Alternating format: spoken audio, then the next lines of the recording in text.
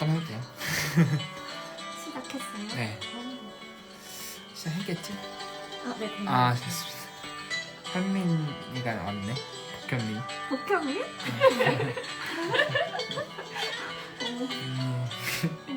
안 볼 건데 저. 현민아 나가지 마. 그 이제 포켓몬 게임 계속 하고 있는데 포켓몬 중에 영구스라는 포켓몬이 있어요. 네. 한번 검색할 수 있어요? 네. 영구스요? 네, 영구스. 그냥 구글에 영구스만 쳐도 나와요. 영구스요? 영구스. 누령. 천천히. 이거요? 네, 포켓몬 단장.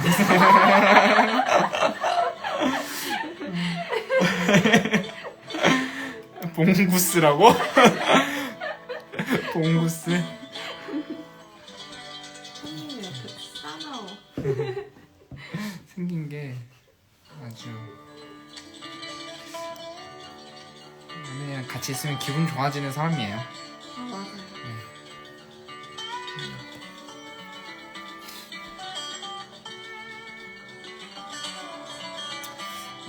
축구 보기로 했는데 현민이랑 같이 못 가서 너무 미안하네. 미안해.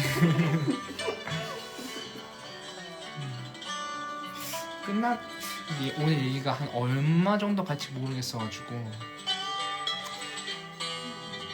한 40분이 딱 적정선인 것 같아. 그럼 끝나면 한 8시 15분이거든? 그쵸. 그럼 그때까지 뭐 하게?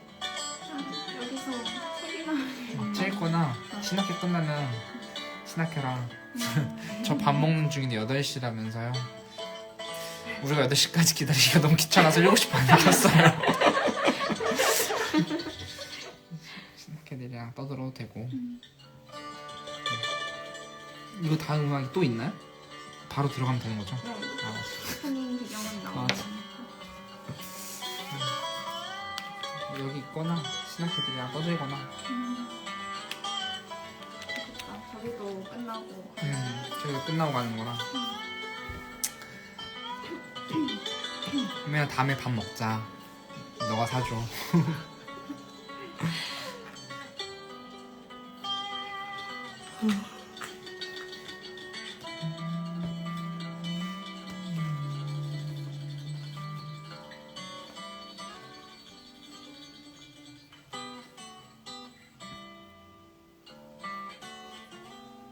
(20초) 남았어요. 네.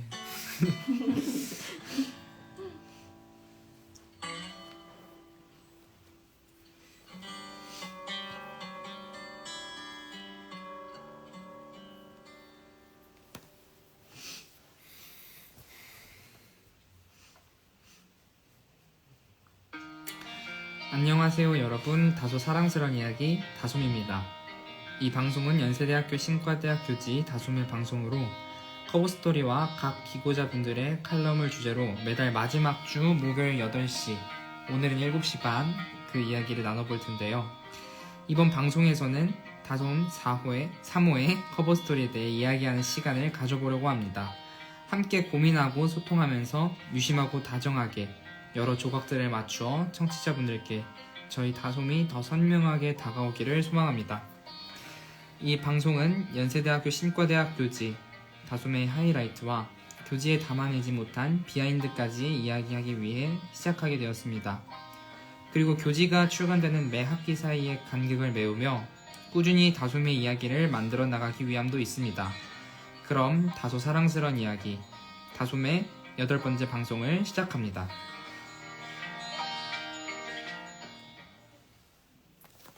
네, 자기소개하겠습니다. 안녕하세요, 정서입니다. 안녕하세요, 형석입니다. 네, 게스트분들도 되나요? 네네. 안녕하세요, 권효민입니다. 저희 3호의 첫 번째 게스트 분이십니다.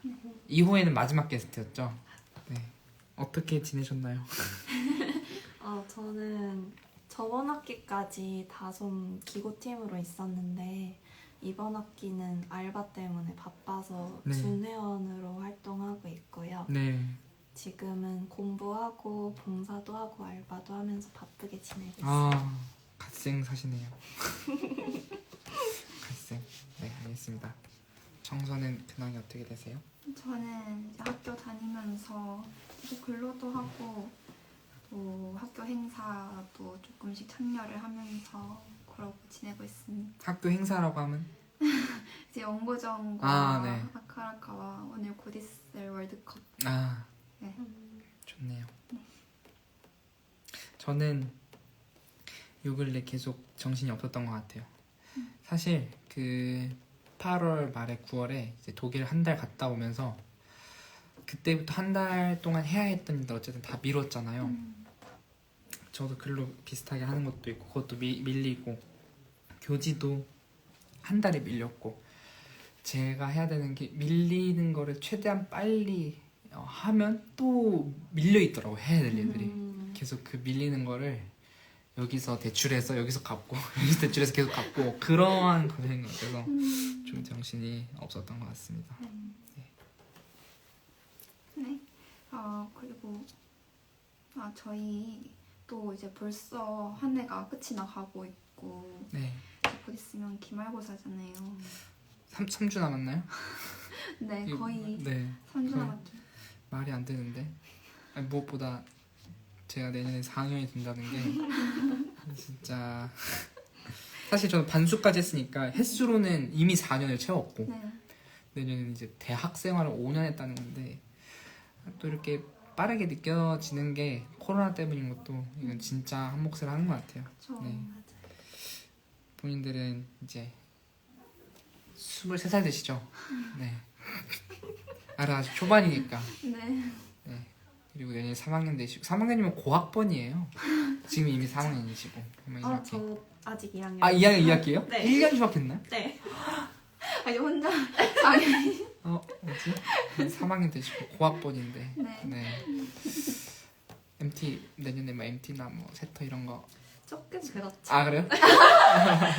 될 건가요? 저는 이제 가면 화석 소리를 듣기 때문에 그 말은 4학년은 절대 가지 말라는 소리인데. 눈치껏. 아 눈치껏? 알겠어요. 전 원래 눈치 없는 사람이어가지고. 겨울방학에는 좀 계획이 있으세요? 두 분 다? 저는 계절학기 들을 계획이고요. 수강 신청하셨나요? 네, 했습니다. 몇 개 하세요? 몇 개 저 들으세요? 하나 듣고 그 신학과 전공 들을 거예요. 신학과 전공 이번에 열렸어요? 네, 그 성인 발달과 상담이라고 네. 그거 듣고 계절 끝나면 이제 읽고 싶은 책 좀 읽고 네. 쉴 것 같아요. 네. 이번 좋습니다. 좋습니다. 읽고 싶었던 책은 어떤 계획 중인 거 있나요? 바르크스의 마르크스요? 공산당 공산당선언이요. 너무 길지도 않고, 길지도 않고, 저도 읽긴 했는데, 그 교양 서적이니까 대학생. 그쵸. 네, 너무, 필수. 네, 그쵸.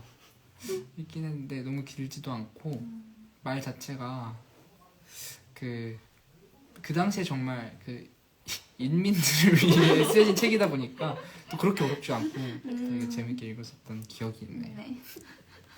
제가 저번 겨울방학에 읽었거든요. 네, 제 22살, 23살 되는 해 겨울방학에 읽었으니까 본인도 똑똑하네요. 20살. 네, 그때쯤 다들 한 번씩 읽기는 아닙니다. 정수는 겨울방학 계획이 어떻게 되시죠? 저도 이제 읽고 싶었던 책들 좀 읽고 이번에는 심리학 책 관련으로 네. 좀 많이 읽으려고 생각 중이고 또 저는 그 진짜 교환을 위해서 네네. 이제 토플을 정말 준비해야 할 때가 되지 않았나.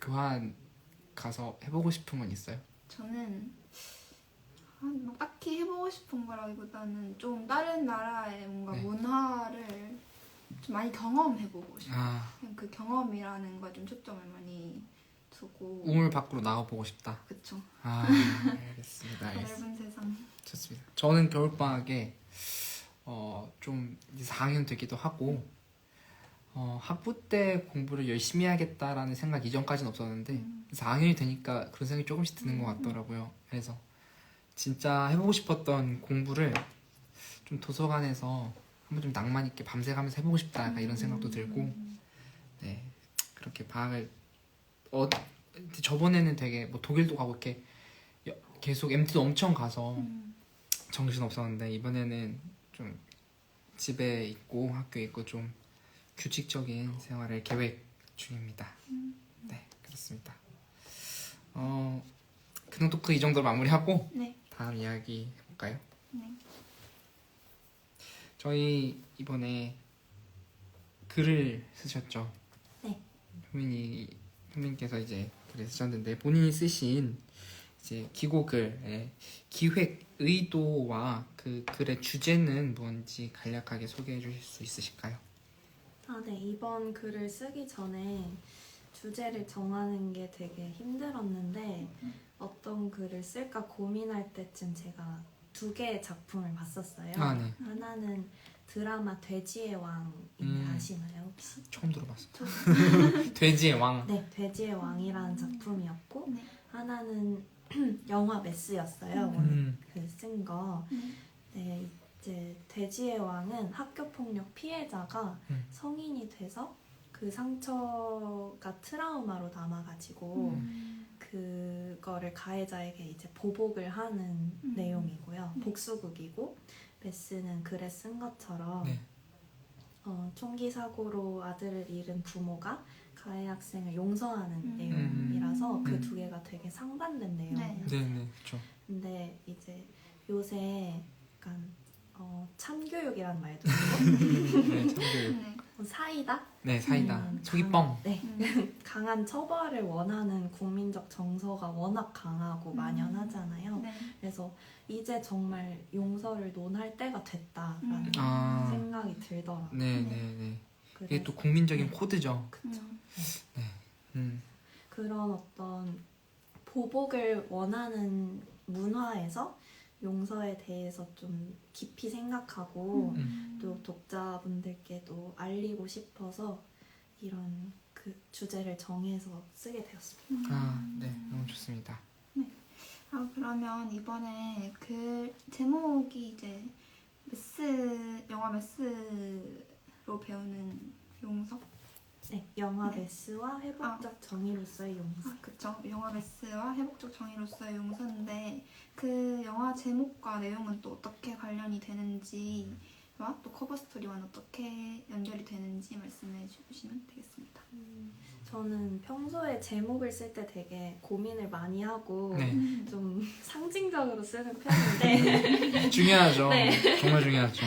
근데 이번 글은 그 영화 감상문이긴 하지만 용서에 대한 어떤 제 개인적인 경험을 담기보다는 네네. 좀 학술적으로 접근한 느낌이어서 네.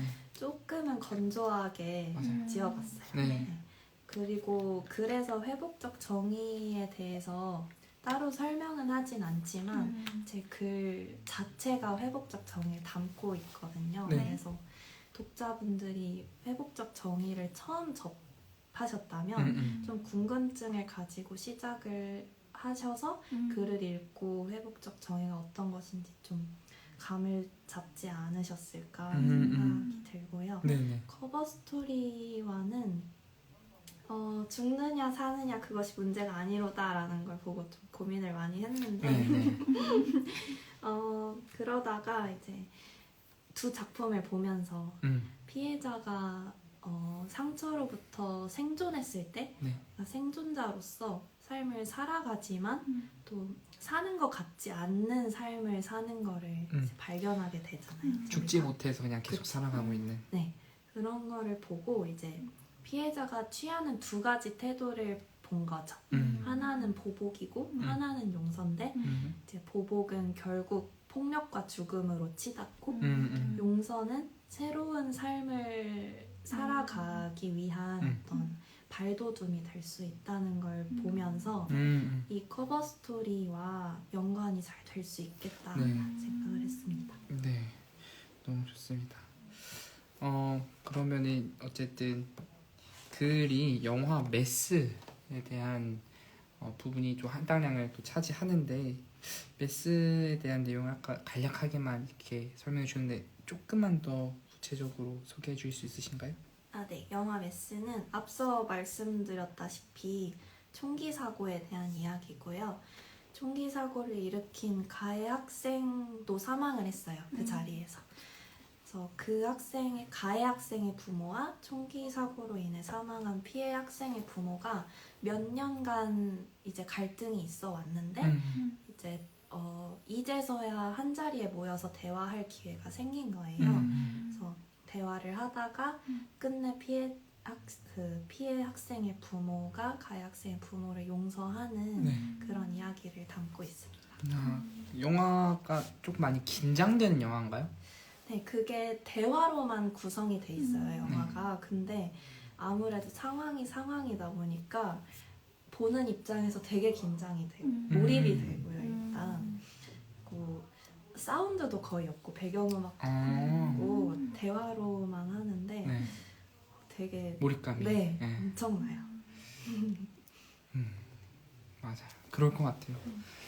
내용도 사실 무거운 내용이고. 네, 맞아요. 알겠습니다. 그래서 이제 그 메스의 피해자 에번의 엄마인 그 게일이 그 말을 할 수 있을지 모르겠다라고 원래 얘기를 했었잖아요. 그 네. 남편한테. 근데 그 말이 이제 용서의 말이었었고. 근데 그랬던 게일이 내가 용서하고 다시 사랑하게 되면 그 그러니까 자신의 그 죽은 아들인 에번을 다시 안을 수 있어. 그러니까 할 거야 라고 말할 수 있게 되잖아요. 영화의 마지막에. 네. 근데 이제 그런 변화가 있었고 그 변화 사이에서 어떤 게일의 뭔가 마음속에 변화가 있었을 것 같은데 효민님은 그 변화를 보면서 어떤 것들을 느끼셨나요? 영화를 보는 도중에 그 장면을 보고 처음에는 조금 당황스러웠어요. 몇 년 동안 이제 묵혀놨던 감정이었고 이렇게 용서를 하지 못하고 미워하던 사람을 저렇게 한순간에 용서할 수 있나? 라는 생각이 좀 들었는데 이제 영화가 끝나고 깊게 생각하다 보니까 에번의 엄마 게일을 이해를 할 수 있었어요. 그러니까 용서를 누구보다 더 원하던 사람은 어쩌면 가해 학생의 부모가 아니라 피해 학생의 부모였을 수도 있겠다라는 네. 생각이 딱 들었어요. 에번의 엄마는 몇 년간 과거에 gat혀 있으면서 너무 괴로웠고 그렇죠. 이제 가해자를 용서하고 과거를 보내주기를 정말 바랐던 것 같아요. 그래서 가해자 부모와 진심으로 대화하고 네. 무엇보다 가해자 부모한테 에번에 대한 에피소드를 하나 얘기를 했거든요, 음. 영화에서. 그러면서 이제 회복을 하게 된 건데 그러면서 에번을 애도하고 이제 보내줄 준비를 한 거죠. 대화를 하면서. 그런 과정이 인상적이었던 것 같아요. 궁금한 게 있는데 그 네. 영화 안에서는 그 이제 그 사건이 일어나고 부모들이 만나서 대화하기 전까지의 이 시간이 좀 구체적으로 나오나요? 한 몇 년 정도의 시간이 있었길래 이렇게 용서할 수 있는 마음을 가졌나? 이런 좀 궁금함이 드네요. 몇 년이 아마 이게 실화 바탕이거든요. 네네. 근데 제가 지금 정확히는 기억 안 나는데 이 몇 년, 한 5년 정도 그 시간 동안 네. 계속 이제 직접 만나는 거는 위험하다고 판단을 해서 편지로 이제 의견을 주고받고 네. 법적 공방도 하고 그러던 상황이었어요. 그래서 아예 뭐 용서를 할 기회도 없었고 약간 미움의 감정만 깊어지던 상황이었던 것 같습니다. 저도 이걸 약간 듣고 든 생각이 근데 그렇게 편지를 주고받고 했었다고 했잖아요. 근데 그때 좀 뭔가 진솔한 대화라고 할 만한 편지였나요? 아니면 그냥 어떤 내용이었을까요? 이제 가해자 부모는 사과를 하기는 했죠. 근데 피해자 부모가 이 총기 사고를 겪으면서 이 아이들의 죽음이 헛되지 않아야 된다. 그래서 이 사건으로 인해서 사회가 바뀌어야 된다는 그런 아주 강한 생각을 가지고 있어서 그런 이 총기 사고의 책임을 어떻게 질 거냐라는 어떤 그런 메시지도 가해 부모한테 보내기도 했고요. 그러니까 책임과 앞으로 어떻게 할 건지 그리고 그 가해 학생이 도대체 왜 총기 사고를 일으켰는지에 대한 의문을 담은 편지였던 것 같아요. 그렇군요. 네. 이제 또 글 중에 용서는 피해자를 위한 것이다 라는 글과 회복을 했기 때문에 용서가 가능했고 용서를 했기 때문에 회복이 가능해졌다라는 그 문장이 되게 인상 깊었는데요. 이번 기고글 뿐만 아니라 지금까지의 그 효민님께서 쓰셨던 기고글을 보면 좀 추상적인 관념들 간의 관계를 지으셨던 게 지금도 좀 인상 깊었어요, 저는. 그래서 큰 감동을 느끼기도 했는데 이런 회복과 용서의 관계에 대해서 효민님의 생각을 조금 더 자세하게 들을 수 있을까요? 저는 용서가 회복의 전제이자 결과라고 생각해요. 되게 모순적이라고 생각하실 수도 있지만 저는 이 말이 가장 정답에 가깝다고 생각을 했어요. 네. 알이 먼저냐 닭이 먼저냐라는 생각도 사실 답은 없잖아요. 그쵸. 그런 것처럼 이제 피해를 당한 자신의 존재를 긍정하지 못하면 용서는 불가능해요. 먼저 자아 존중감을 회복을 하고 나를 사랑하는 마음으로 용서를 할 수 있다고 생각을 합니다.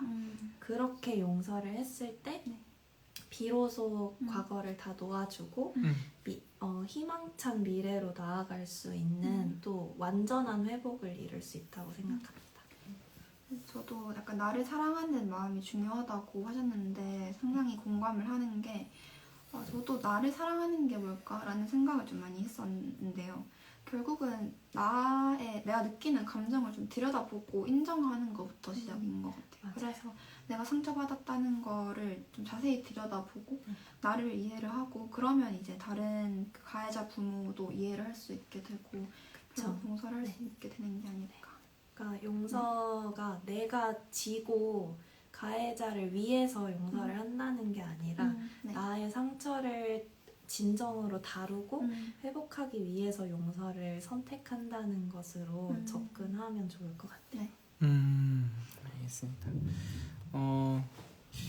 용서가 우리가 흔히 생각하기에 그냥 너가 나한테 잘못을 했고 너가 그것을 뉘우치고 너가 나한테 그 용서를 구하니 내가 용서할게 우리가 평소 인간관계에서 느끼는 그 용서는 이렇게 생각을 할 수 있는데 또 글에는 용서에 대해서 크게 세 가지로 나누어 주셨는데 혹시 이에 대한 설명을 조금 해주실 수 있으실지. 네. 글에 제가 쓴 거는 첫째로 피해자가 주체적으로 선택한 분노에 대한 도덕적 반응이고 둘째로 관계의 파괴와 단절을 넘어 최소한의 도덕적 관계망을 회복하고 그 안에서 상대방을 받아들이는 것이며 셋째로 인간이 인간답게 미래를 만들어갈 수 있도록 도와주는 열쇠라고 제가 정의를 했습니다. 근데 첫 번째 정의는 피해자의 주체성을 강조하고 싶었어요. 네. 그러니까 용서가 뭐 누군가로부터 강요받아서 행해야 된다든지 아니면 아까 말했다시피 내가 희생하고 가해자를 위해서 하는 그런 행위가 아니라 그런 거는 용서라고 할 수 없다고 생각하고요. 용서는 반드시 피해자가 자기 존중을 바탕으로 주체적으로 해야 되는 것이라고 생각을 해서 그렇게 적었고 근데 이제 용서가 언제나 피해자의 선택에만 머무르면 안 된다는 생각으로 갔어요. 우리가 공동체를 유지하기 위해서는 사실 용서는 어쩌면 의무의 영역에 있을 수도 있겠다라는 생각이 들어서 둘째는 이제 의무로서의 용서를 말하고 싶었어요. 이제 도덕적 주체로서의 인간이 상대를 이해하고 용서함으로써 상대와의 관계와 공동체를 유지할 수 있다는 이야기였습니다. 그리고 마지막은 회복으로서의 용서를 강조하고자 했습니다. 용서 없는 완벽한 회복은 불가능하다고 생각하고 과거에서 벗어나 희망찬 미래로 나아가기 위해서는 용서가 필요하다고 생각해서 그렇게 정의를 내렸습니다. 네, 저는 그 글을 읽으면서 그러니까 하나의 좀 얘가 극단적인 상황이라 해야 되나 그런 게 떠오르더라고요. 어쨌든 어느 한 사건이 벌어져서 그 사건에 대한 피해자와 가해자가 있고 이 가해자가 정말 뉘우치고 피해자에게 제발 용서해 달라고 라고 했을 때 물론 그 용서는 그 피해자가 자신의 주체성을 회복하고 자신의 결단이 있을 때 용서를 해도 되고 안 해도 된다고 생각을 해요. 네. 피해자의 개인에게 국한되어 있을 때는.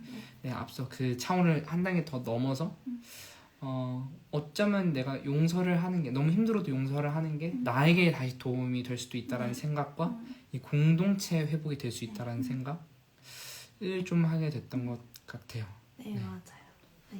저도 근데 또 피해자가 너무 마음의 상처가 클 때는 이렇게 사람들이 제가 너무 힘들어지면 도망칠 곳을 찾잖아요. 네. 근데 그런 도망칠 곳에 이제 거기서 그래도 안정을 취하려고 하는 사람한테 억지로 용서를 하는 건 더 큰 상처가 될 수도 있겠다는 좀 생각이 들었고. 네, 맞아요. 그래서 의무로서의 용서를 말할 때, 그러니까 이 용서가 의무라는 말이 용서를 강요할 수 있다는 말로 가지 않도록 주의를 했던 것 같아요.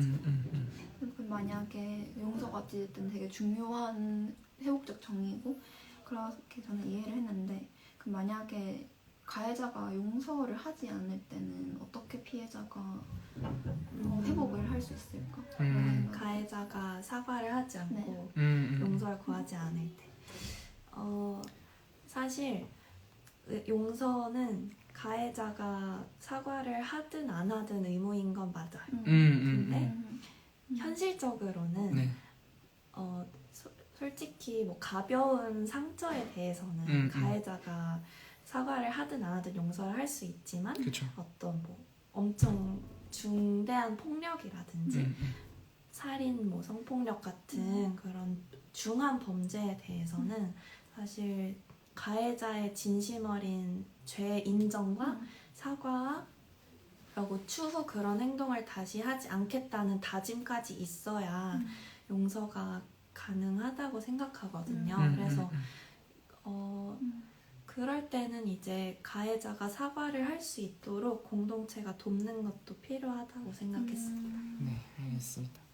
저도 계속 글을 읽으면서 결국은 용서에 나에 대한 존중, 나에 대한 사랑이 없으면 용서는 불가능한 일이다 라고 좀 생각이 계속 들었는데 하지만 현실적으로는 우리가 너무 큰 상처를 받았을 때 용서를 누군가 하는 건 사실 쉬운 일이 아니잖아요. 그쵸. 너무 나의 이 삶에서 나의 삶의 어떤 루틴들이 깨지고 일상을 제대로 소화해낼 수 없을 만큼의 상처. 근데 이제 그런데도 용서를 하지 않았을 때 그 상처가 고스란히 다시 나에게 남아있게 되는 것도 다시 힘든 노릇이고 과거에 매여 있어 삶을 살게 되는 것처럼 또 느껴지고 이런 딜레마가 있는 것 같아요. 네, 맞아요. 네, 그래서 이 딜레마 속에서 정말 어느 것도 선택하기가 힘들 때 내가 좀 지금을 살아가기 위해 지금을 내가 버틸 수 있기 위해 혹은 미래를 살아가기 위해 좀 필요한 마음가짐은 혹시 무엇이라고 생각하시는지?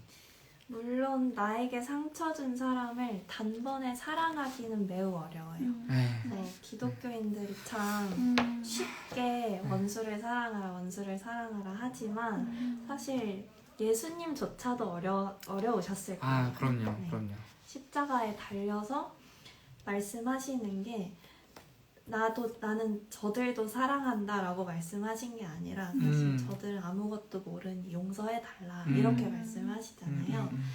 그런 걸 보면서 제가 생각하기에 중요한 거는 점진적인 회복이라고 생각을 했어요. 네.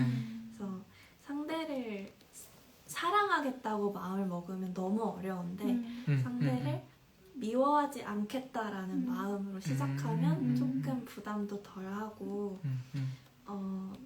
어쨌든 시작할 수 있을 것 같아요. 네. 그렇게 생각하면. 네, 그래서 용서를 함으로써 상대에 대한 미움을 버리고 그럼으로써 이제 사랑할 수 있는 길을 열어놓는 거라고 생각을 했습니다. 그래서 처음부터 완벽하게 하려고 하면 더 큰 부담이 되는 것 같고요. 그 조금씩 점진적으로 하려는 그런 마음가짐이 필요할 것 같아요. 시간이 가장 중요한 문제인 것 네, 같네요. 네, 맞아요. 좀 무뎌지기도 하고.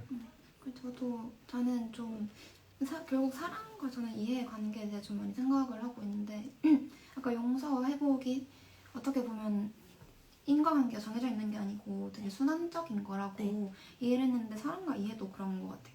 그러니까 아까 말씀하신 그 원수를 사랑해라라든지 예수님께서 이제 그 사람들 무지를 말씀을 하셨던 것도 사실 우리는 인간이니까 살면서 크고 작은 실수를 하고 살잖아요. 근데 그 모든 일에서 뭐 저 사람 나한테 잘못했으니까 무조건 사과를 해야 되고 내가 용서를 해야 되고 그건 좀 어떻게 보면 그게 정말 나를 위한 길이고 다른 사람을 위한 길일까? 라는 생각이 들기도 하고 그래서 그 사람이 뭔가 조금 실수를 했더라도 우리가 그거에 큰 잘못을 묻지 않는 건 그 사람이 몰라서 그랬을 수도 있겠다. 그거 자체도 용서가 해보는 네. 이해 이십으로부터 이제 관용이 네. 생길 수 있고 관용으로 용서를 할 수 있는 것 같아요. 그런 것 같습니다. 네, 저도 요즘 그 잘잘법 유튜브에서 김옥철 교수님의 영상 좀 많이 보고 있는데요. 그 교수님께서 의미란 내가 타인에게 무언가를 해주었을 때 생긴다고 하신 말씀이 기억이 납니다. 그래서 결국 용서가 정말 힘든 일일지라도 용서를 통해서 내가 타인을 용서함을 통해서 또 다른 의미를 좀 찾을 수 있겠다는 생각이 들었는데요. 효민님께서 생각하시는 용서의 의미와 가치는 무엇인가요? 너무 좋은 말씀인 것 같아요. 용서에도 충분히 적용할 수 있는 것 같은데 네. 사실 용서가 필요한 상황의 전제는 관계거든요. 만약 세상을 혼자 살아갈 수 있다면 상처받을 일도 없을 거고 용서를 할 필요도 없겠죠.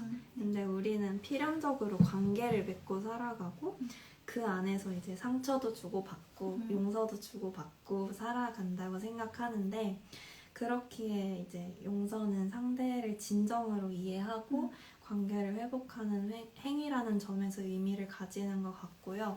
아까 정서가 말했듯이 나도 나약하듯이 너도 나약해 이렇게 또 상대방을 이해하고 그러니까 나도 용서받을 수 있으므로 너도 용서받을 수 있어 라는 생각을 가지는 게 참 용서가 가치 있는 일인 것 같고 이런 마음들이 공동체를 이루고 살아가는 인간들의 마음인 것 같아요. 네, 저도 이제 계속 얘기를 들으면서 어쨌든 우리가 관계를 맺고 살아간다는 점을 계속 생각을 해보면 어떤 사건이 일어났을 때 뭐 피해자와 가해자가 분리되는 것처럼 뭐 폭력이 아닌 상황에도 어떤 대립되는 뭐 파라 해야 되나? 네.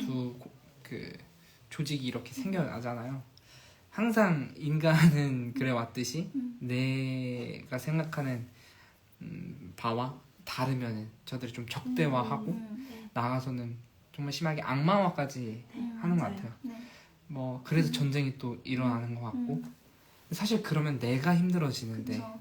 그 안 좋은 마음에 대한 저들을 악마라고 생각을 하고 하는 건 내가 힘들어지는데 너무 중한 범죄 우리가 흔히 막 사회에서 얘기하듯이 와 저 살인자는 악마다 이렇게 얘기를 하는데 저는 그 심정이 어떠한 부분에서 그렇게 말하는지 너무나 이해가 되지만 되게 조심스럽지만 그것도 분명히 우리가 경계를 해야 될 지점이다. 맞아요. 첫째로 악마라고 말하는 순간 내가 힘들어지고 둘째로 저 사람도 어쩌면 그럴 수밖에 없었던 사회적인 억압과 그런 게 있었을 텐데 그래서 관계라고 하는 것이 좀 사회의 관계 좀 그 사람이 그렇게 행동할 수밖에 없었던 이유 그 사람 자체가 악해서 악을 저지른 것이 아니라 좀 사회관계의 이런 구조 안에서의 악을 좀 더 생각을 해보면 내가 저 사람을 용서할 수 있는 마음이 조금이라도 더 그리고 내가 저 사람을 악마라고 생각하지 않을 수 있는 그런 가능성이 조금이라도 더 생기는 것 같습니다. 그 영화에서도 그 피해 학생의 부모가 자꾸 가해 학생 부모한테 가해 학생은 사이코패스였죠? 라는 걸 계속 물어봐요. 그러니까 사이코패스라면 차라리 이해가 된다. 네, 이 사건을 이해할 수 있다는 거죠. 음. 근데 알고 보니 그 가해 학생조차도 예전에 학교폭력 피해를 당했었던 고립된 학생이었다는 걸 알게 되고 또 그 같은 피해자로서의 공감도 거기서 이루어질 수 있는 것 같아요. 네. 참 그 사람 그 사람이 나랑 다르다는 게 사실 어떻게 보면 그 사람을 미워하는 이유가 되게 많이 되기도 하잖아요. 나랑 다르니까.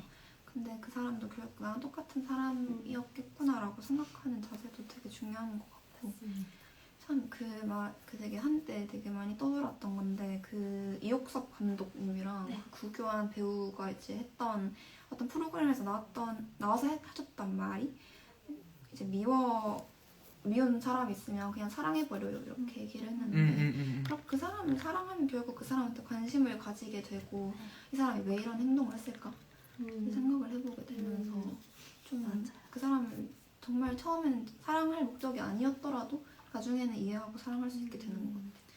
맞아요. 네. 그래서 이제 용서는 나를 사랑하기 때문이라서 복수심이라는 지옥이 아닌 사랑이라는 천국을 드리는 것이 용서라는 문장이 인상 깊었습니다. 저도 되게 동의를 하는데요.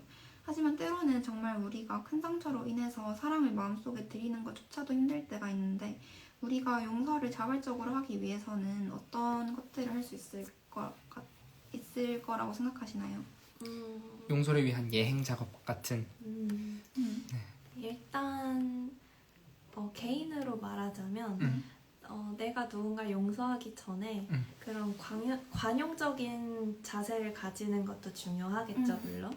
근데 만약에 정말 큰 사건과 폭력이 일어났을 때는 이 피해자가 평소에 관용적이지 않았든 용서가 어려운 상황에 처하잖아요. 그렇죠. 네.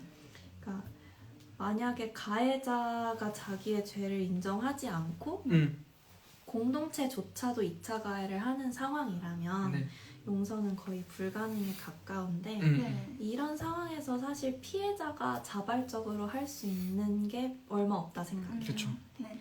이런 상황에서는 이제 공동체가 피해자의 상처 회복과 또 가해자의 진심 어린 사과를 할 수 있는 기회를 만들어주는 그런 노력을 해야 된다고 생각합니다. 그래서 하나의 상처에 대해서 네. 피해자, 가해자, 그리고 그들이 속한 공동체가 모두 노력을 해야 되는 거죠. 저희 요즘 홍국평 교수님 수업을 듣는데 성문서 해석인데요. 욥기와 전도서를 배우고 있어요. 욥기는 어쨌든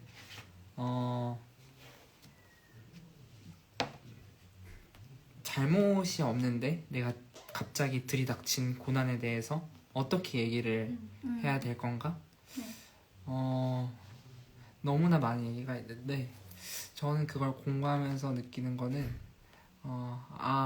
이걸 되게 신학적으로 되게 논증하는 것보다도 어쨌든 성경은 그 당시에 많은 유대인들에게 삶에 스며드는 이야기로 우리가 생각을 해본다면, 내가 이 이야기를 보고 나도 언제든 느낄 수 있는 상황이겠구나. 나도 언제든 겪을 수 있는 고통의 상황이겠구나. 결국 신은 왜 욥에게 그 일을 일어나게 했는지 말은 안 해요. 그 이유에 대해서 말을 안 하는 것이 그냥 어떤 이유가 있어서 고난이 있는 게 아니라, 네. 어떤 목적이 있어서가 아니라, 그리고 어떤 원인이 있어서가 아니라 그냥 그 자체로 받아들일 수 있다는 연습을 하는 게 되게 중요하겠다고 생각을 했고, 네. 되게 수업에서도 불교 얘기를 되게 많이 하는데 뭐 고진멸도 이런 얘기 할 때 네. 고라는 것 자체가 그냥, 불교는 되게 또 신기한 게 그냥 인생 자체를 고통으로 여긴다는 것 자체가 그렇죠. 그냥 그거를 전제로 하더라고요. 네. 사는 것 자체가. 네. 그래서 평소에 좀 예행 연습이라면 제가 생각하기에는 인생 자체가 고통이다. 그런데도 우리가 이렇게 여전히 생각해야 되는 건, 이 생각을 함에도 불구하고 이 생각을 잠식시킬 만한 훨씬 큰 고통이 일어났을 때는, 고통의 사건이 일어났을 때는 참 말씀하셨듯이 이렇게 개인의 노력뿐만 아니라 그 공동체의 노력도 필요한데, 네. 참 그 공동체마저도 개인을 너가 잘못한 거라고 말하는 순간엔 참 어떻게 해야 될지 되게 착잡하겠다는 생각이 들으면서 이런 생각이 들었네요.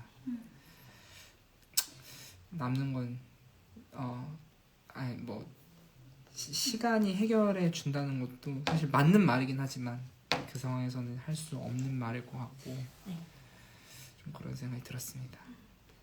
좀 그 시간이 해결해 준다는 게 어떻게 보면 되게 무책임하잖아요. 네. 시간이 해결을 해주더라도 그 시간이 흐를 때까지는 내가 너무 힘들게 뻔히 보이니까. 근데 참 또 아까 그 불교 말씀하신 것처럼 어찌됐든 그 불교가 쇼펜하우어한테 영향을 줬었고 생이 고통이다. 생이 근데 또 고통인 이유는 집착 때문이라고. 그러니까 우리가 근데 살면서 어떤 것에 집착을 안 하는 사람은 없다고 생각하거든요. 어딘가에도 집착을 하고. 근데 저는 얼마 전에 집착을 하는 이유는 그걸 너무 잃어버리기 싫으니까 두려움이 있어서 집착을 하게 되는 거고. 근데 그럼 두려운 이거 다른 게 너무 많은데 그거에 그렇게 잃어버리기 싫어서 두려움을 가지게 되는 이유는 결국 또 그걸 너무 사랑하기 때문이라고 생각을 했는데 우리가 사랑과 그런 집착과 두려움을 어떻게 다루어 갈 수 있을까? 라는 생각이 좀 드네요. 좋습니다. 그래서 이제 기독교의 용서는 타자에 대한 이해를 바탕으로 공감하는 것이 우선이 되어야 한다고 하셨습니다. 하지만 현대사회에서는 이제 또 우리가 때로는 개인주의적인 사회 풍토나 또는 너무 자아 중심적인 사고로 인해서 타인들을 좀 잊고 사는 것 같다는 느낌을 받을 때도 있는데 아까 효미님께서는 그 관계가 되게 중요하다고 하셨잖아요. 그래서 타인에 대한 이해가 어떻게 이루어져서 그 관계를 유지를 할 수 있을까에 대해서 여쭤보겠습니다. 저도 개인주의적인 사회 풍토가 있다는 거에 대해서 되게 동감을 해요. 네. 이제 원래도 그렇게 되고 있었지만 코로나19를 겪으면서 우리가 뭉치면 죽고 흩어지면 산다는 메시지를 솔직히 우리는 어른이니까 뭉치면 뭐 살고 흩어지면 죽는다는 말을 이미 알고 있었지만 자라나는 어린이들은 이 메시지를 뭉치면 죽고 흩어지면 산다는 메시지를 더 강하게 받았을 것 같아요. 사실.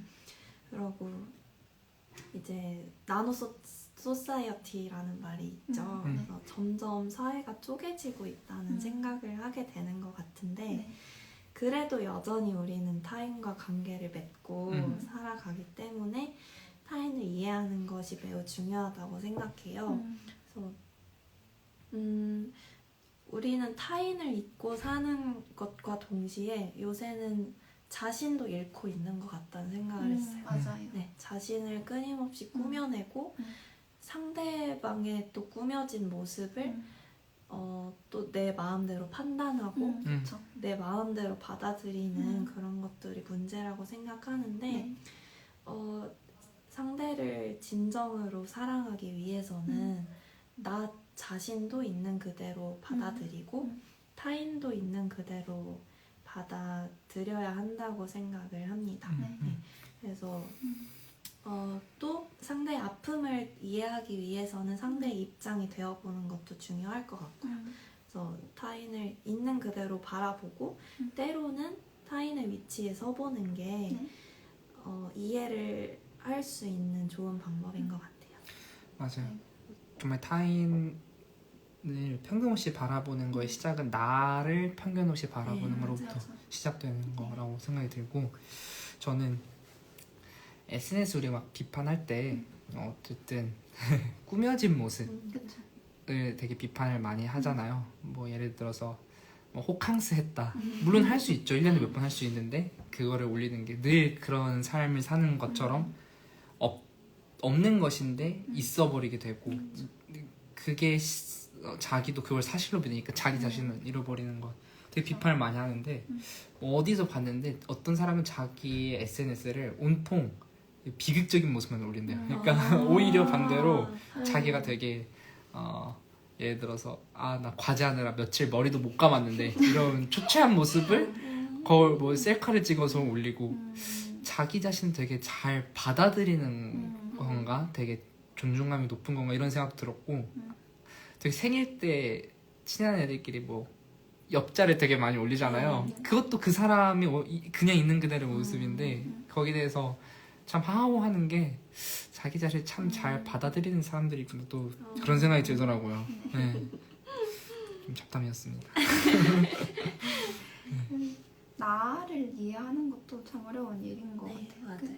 사실 우리는 다 여러 개의 페르소나를 가지고 살고 있고 뭐 SNS도 마찬가지고 근데 그게 이제 정말 아까 말씀하신 것처럼 그 보여지는 모습, 수많은 모습 중에 하나인 그 보여지는 모습을 진짜 나라고 생각하고 살면 네.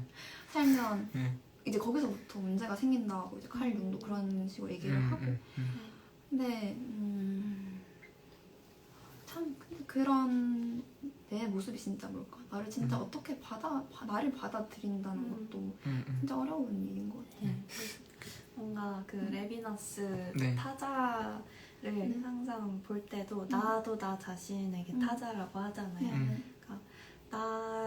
나도 나 자신에게 타자니까 나도 있는 그대로 그쵸. 바라봐야 한다는 그게 어려우면서도 중요한 말인 것 같습니다. 이 얘기하니까 이제 문무성 편집위원이 지금 참여하고 있는데 요즘 되게 입시 때문에 엄마 하루 종일 공부하고 저기 치즈 삼김 신삼겹살 김치볶음밥 먹는 그 모습을 항상 올려요.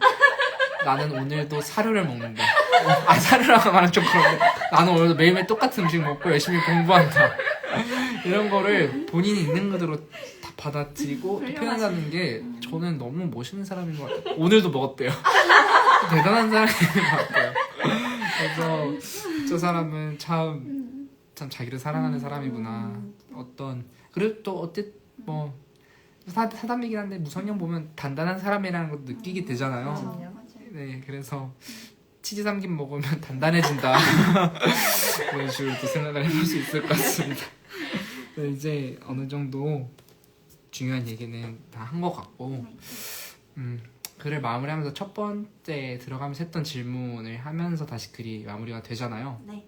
깨진 유리 다시 붙일 수 있는지 뭐 엎질러진 물 다시 뭐 컵으로 담을 수 있는지 근데 깨진 유리는 다시 붙일 수 있다는 말 스테인드 글라스가 될 수 있다는 말 이 저는 되게 비유가 참 잘 와닿았어요. 그래서 효민이 마지막에 이렇게 써준 용서를 통한 인간다운 삶의 실현에 그런 커버 스토리 이 죽느냐 사느냐 그것이 문제가 아니로다 이런 관계에 대해서 우리가 물론 아까 처음에도 말했지만 어떤 사건에 대해서 이 깨져버린 관계가 다시 회복이 가능한 것 삶과 죽음에 단절되어 있는 것 같지만 사실 이 삶과 죽음이 다시 하나로 이 관계에 다시 안으로 들어오는 그런 것에 대해서 마지막으로 본인이 좀 어떤 생각을 가졌는지 얘기를 들어보고 싶어요. 저는 웰 다잉 하고 싶어요. 잘 죽고 싶은데 네. 죽음은 사실 아까 말씀하셨듯이 삶과 분리된 어떤 게 아니라 삶의 일부인 거잖아요. 어떻게 보면.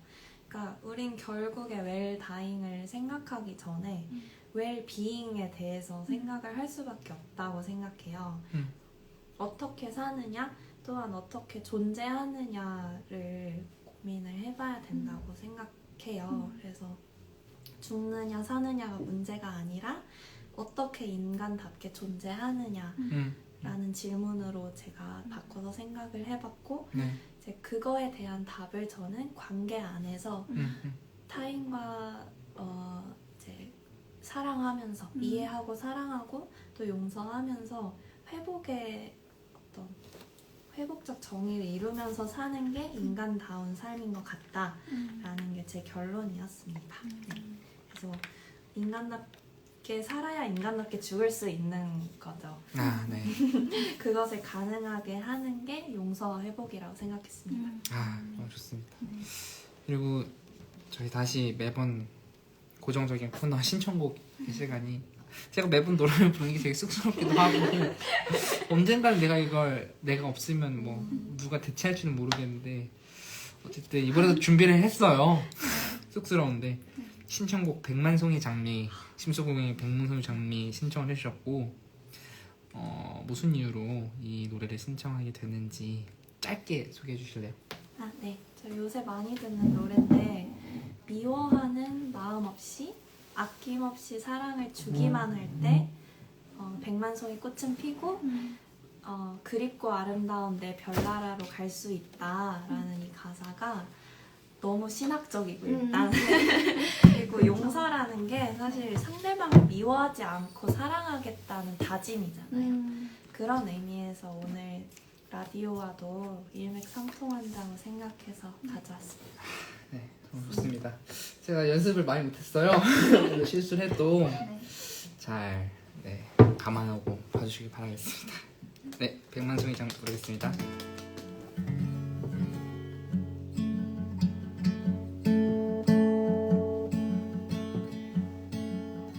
먼 옛날 어느 별에서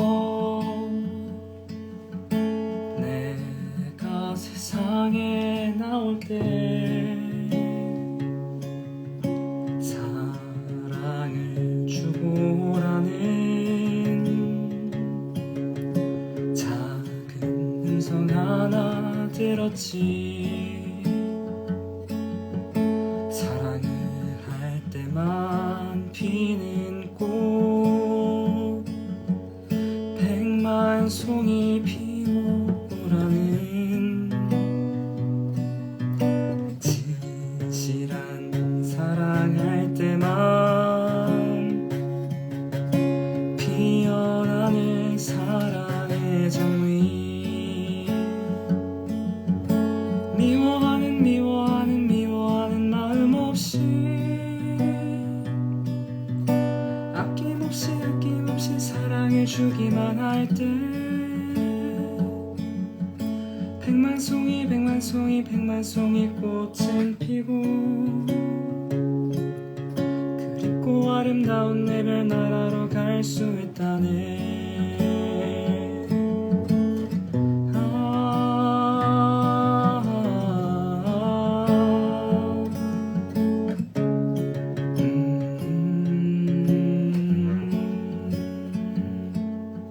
진실한 사랑은 뭔가 괴로운 눈물 흘렸네.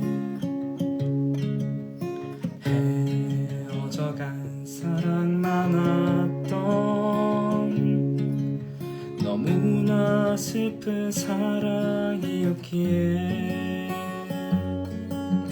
수많은 세월 흐른 뒤 자기의 생명까지 모두 준 빛처럼 우연히 나타나 그런 사람 나는 알았네. 백만 송이 마음 없이 아낌없이 사랑을 주기만 할 때 백만 송이 꽃은 피고 그립고 아름다운 내 별나라로 갈 수 있다네. 다 같이 부르겠습니다. 미워하는 마음 없이 아낌없이 사랑을 주기만 할 때 백만 송이 꽃은 피고 그립고 아름다운 내 별나라로 갈 수 있다네.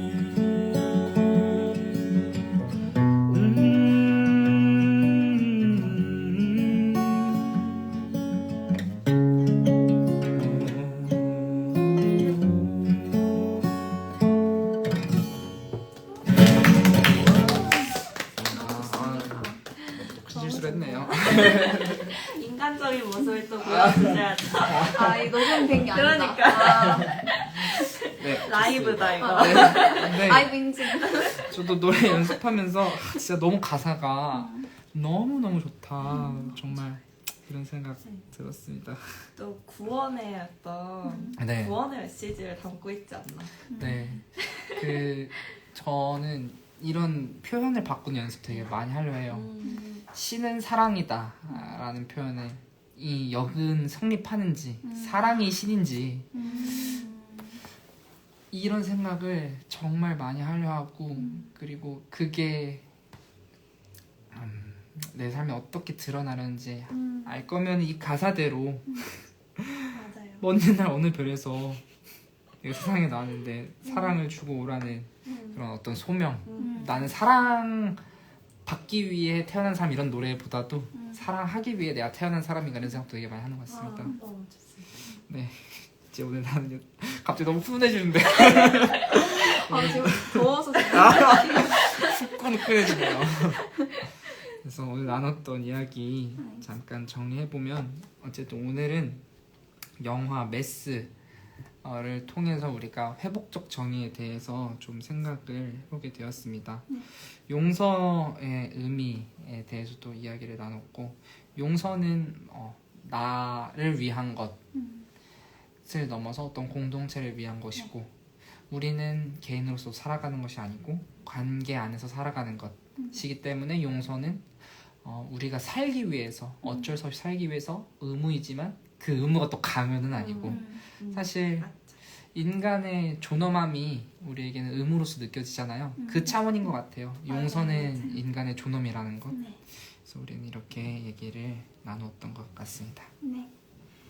오늘은 이렇게 다솜 3호의 첫 번째 기고글인 영화 메스와 회복적 정의로서의 용서에 대해 이야기를 나누며 다소 사랑스러운 이야기 다솜의 8번째 방송을 이렇게 마쳤습니다. 이 방송은 유튜브 채널에 저장될 예정이니 다시 듣고 싶으신 청취자분들께서는 다솜의 유튜브 채널을 구독해주시면 감사드리겠습니다. 저희의 취지는 다정하고 유심한 시선으로 다솜의 교지를 곱씹으며 청취자 여러분의 이해가 더 선명해지면 좋겠다는 소망입니다. 네, 그럼 이제 마무리하겠습니다. 다음 방송은 12월 마지막 주 목요일 거의 뭐 연말이네요. 마지막 목요일인 29일 또 저녁에 돌아올 예정입니다. 그동안 각자의 자리에서 시험 공부도 열심히 하시고 시험도 잘 마치시고 살아가다가 돌아오면 좋겠습니다. 그때 다시 만나도록 하겠습니다. 네, 고생하셨습니다. 감사합니다. 네, 감사해요. 마무리할게요.